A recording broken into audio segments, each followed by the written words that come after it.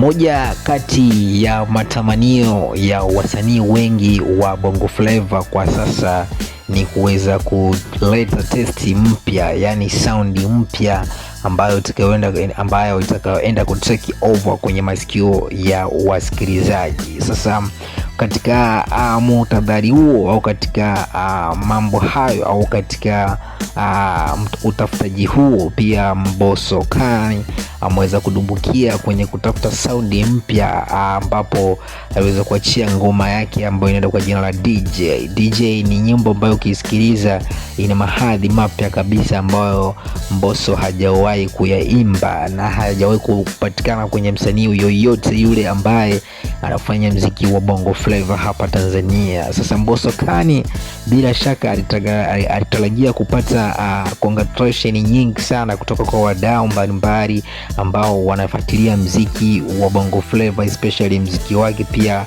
na mashabiki ambao wanafuatilia mziki wake. Nafikiri moja kati ya kitu ambacho iko surprised ni baada ya wadau na mashabiki kuwa kama hawajaona ubunifu alioweza kuufanya kwenye DJ. Ni issue ambayo bila shaka hajatarajia na wala hakutegemea kama ingeweza kuwa hivyo, na tunajua kwamba baada ya kuweza kuachia kama baada ya siku 2 aliweza kuposti kwenye Instagram yake na kuuliza wadau na mashabiki kwamba vipi DJ mnaionaje kwa mtaani, na hiyo yote ni kuhitaji kupata feedback ya jinsi ulivyoweza kuipokea, lakini kwa namna moja au nyingine watu pia bado hawajaweza kumjibu kwa ule ukubwa aliokuwa wanauhitaji, vitu kama hizo hapo bana. DJ ni sound ambayo, design ambayo ni nzuri kiusikilizaji kwa mtu ambaye pia anafuatilia muziki zaidi. Ni moja kati ya sound ambayo ni nzuri, ni quality, lakini design fulani wa Bongo hawajaipokea, vitu kama hizo hapo.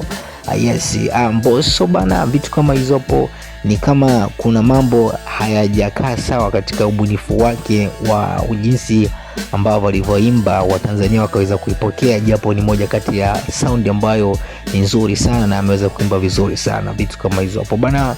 Kufuatia kutafuta sound mpya kwa wasanii, hii nimekuwa ni kama fashion sasa, lakini inapokuwa inafikia stage ambayo mtu kuleta sound watu wakaipokea, inakuwa ina changamoto kubwa sana kuweza kupata sound ambayo watu wameweza kuipokea. Mtu pekee ambaye at least ambaye analeta sound mpya wanaipokea kwa bongo kwa sasa kwa haraka zaidi ni msanii ambaye at least Mario anafanya vizuri sana katika upande huo hapo, lakini kwa upande wa wasanii wengine kidogo wanachemka, wanakuwa wanapokelewa zaidi wakikaa katika mfumo ambao ni ule wa kwao, vitu kama hizo hapo bana.